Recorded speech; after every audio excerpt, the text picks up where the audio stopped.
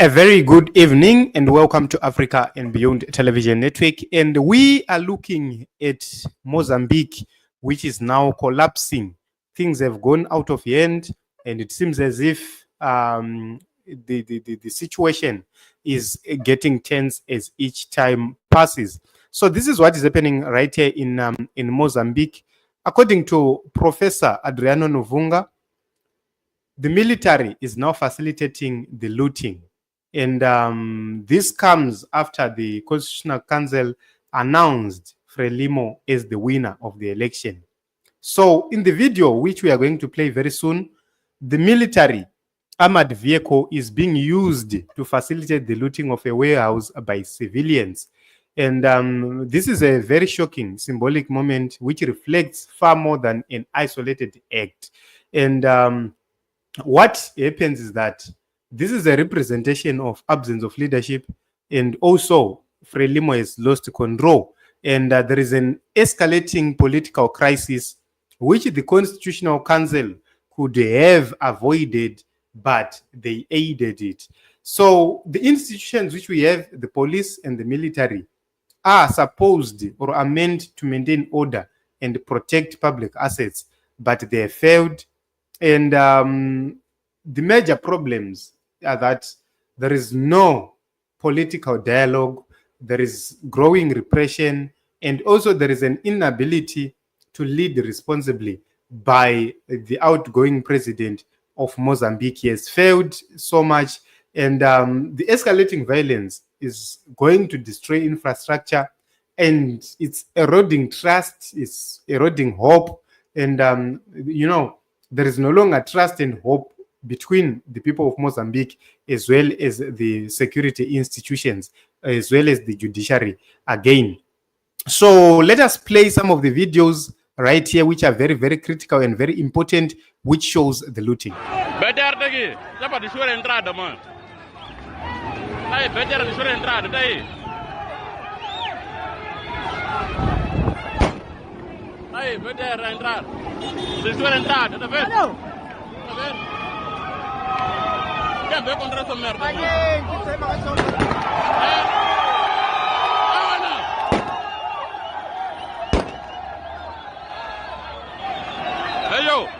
better di sua entrada dos chineses, mano, para molta entrar. Tá aqui.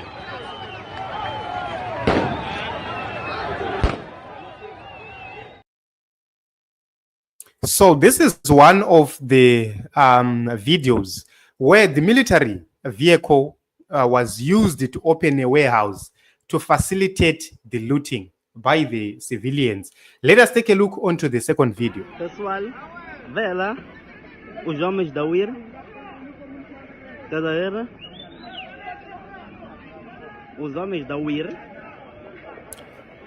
From this video, Dia 24. that is a police, those are the police vehicles right there. And also that is a military vehicle right there. Both of them being used to facilitate looting.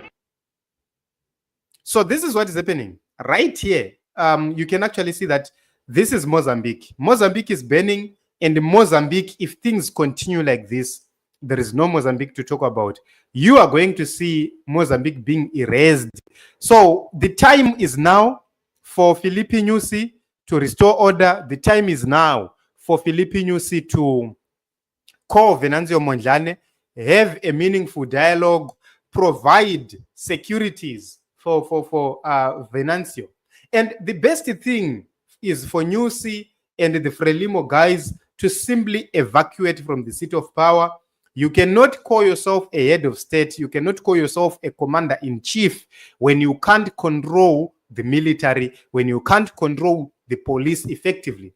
All these police officers you are seeing shooting people, these are just a few who are being used by the system to repress. And the most killings are happening from people who are not uniformed, from some ununiformed agents. And those are the most killings which are happening in Mozambique. Look at police stations. Police stations have been destroyed. Frelimo various Frelimo party offices have been destroyed. Arms, guns are being taken by the people.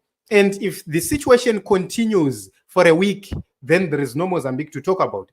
No matter how they would try to then come and use force against the people, they are going to escalate this situation, because when you have your own soldiers no longer loyal to you, now being part and parcel of the looting, what more if it becomes a war? They can easily turn against you and start to shoot at each other, and that will be the beginning of the war. So what triggered this? The shooting of two leaders. Number one, the lawyer of the opposition leader, and the leader or a member of the leadership of the Podemos party. That is what triggered or what happened. They wanted to protest in peace. They went to pay tribute at the place these comrades died, and the police started tear gassing them. The police started chasing them, and the police started to harass them, which is a clear indication that the state was involved in the killing of these comrades. And this is something which is very, very important, because it's not only going to destabilize Mozambique, it's going to spill over into Zimbabwe, it's going to spill over into South Africa, into Malawi, and the entire SADC region is going to be in jeopardy. Once there is a free avenue in Mozambique, then just know that there is a free avenue into the whole of SADC region, because Mozambique connects with South Africa, it connects with Zimbabwe, it connects with Malawi, it connects with Tanzania almost directly. These countries, as well as Zambia, almost directly. These are key countries, and once there is an avenue, what it means is terrorists can now use that route to get into each and every SADC country, which means SADC must take action now. Emerson Mnangagwa must stop politicking. He must show leadership. He must stop this thing of saying we are going to deploy the military to shoot at civilians, because you do not know who is backing who. You might be surprised to see some of the military generals being involved in whatever which is happening, or they might be involved in or they might be backing Venancio Mondlane. And the major question is, who facilitated his exit from Mozambique? And that is something which is very, very important. So I believe that if this situation continues, it's going to be a very, very, very bad situation for the region. And this is what's happening in Mozambique. Let us continue to pray that God brings calmness in Mozambique. But the duty is for Filipe Nyusi to unite the people of Mozambique by simply inviting everyone on board, facilitate dialogue, and let the opposition take over. The former president of Mozambique, Joaquim Chissano, weighed in and said, let the opposition lead. It's because he knows very sure that Frelimo lost this election, and definitely Frelimo lost this election, but they rigged this election because they want to stay in power for far much longer, to continue to destroy and not build. So each and every action has consequences. The Constitutional Council had an opportunity to rebuild Mozambique. They failed, which means it's now up to politicians to actually do it. Thank you very much, everyone, for coming. Let me take some comments. Tawanda, thank you very much for coming. Erisha says, no negotiations.